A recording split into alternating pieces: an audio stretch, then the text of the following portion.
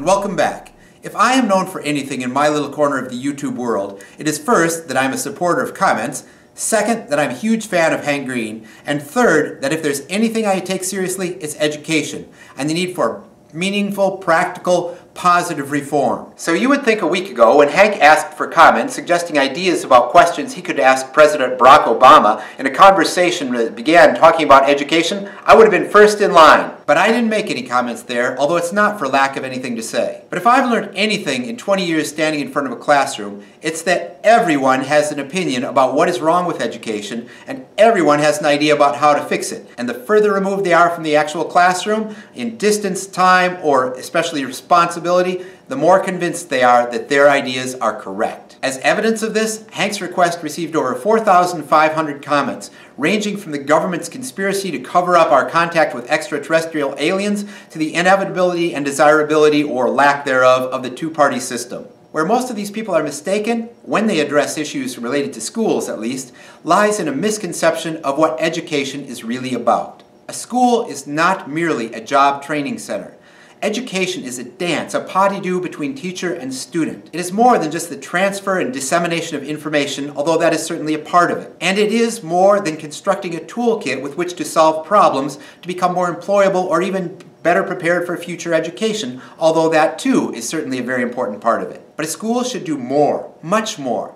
A school should help students find meaning in their lives by helping them to discover, understand, and enhance and develop their understanding of the connectedness between things in the universe, all things, between the student and other people, between the student's actions today and their consequences for their lives in the future, between varying people, each other, and the planet, and between the past, the present, and the future. Real education begins with and continually depends upon our willingness and ability to see the student, to observe, to listen, and communicate with the student, to discover and understand exactly where that student is at, and try to come to an understanding about how to best help that student move one step closer to where we want them to be and where they want to be. All too often, education fails to seriously consider where the student is at when we begin teaching them.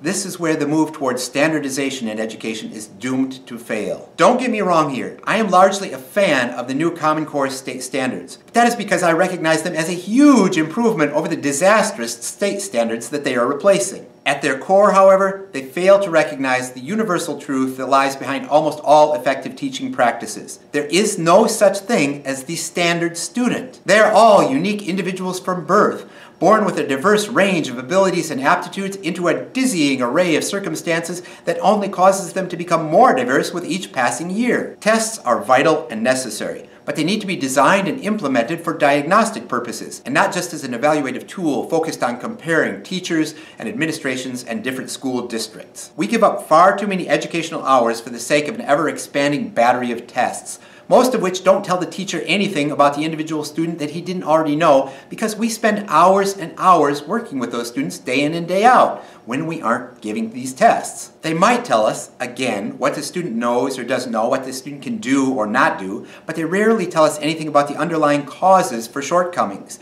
or give us any indication about what the best thing to do to alleviate those shortcomings is. If we're going to move ahead, we need to understand those things, but understanding them takes time and consideration from a caring, observant teacher, and all too often we give up the time necessary to administer tests. Effective education depends on a teacher paying close attention to exactly where a student is at, how they got there, and where we want them to go, as a dancer pays attention to every movement of his partner. We need to make corrections and alter the steps we take, often on a moment-to-moment basis. The idea of implementing standards based on a certain age or grade level may lead to a steady, uniform march, but it will never lead to a truly educational dance. When you talk about education, you need to talk about students, not systems. And when you talk about students, you need to talk about individuals, not standards. What do you think about education? Come on, I know you have an opinion. Let me know down in the comments.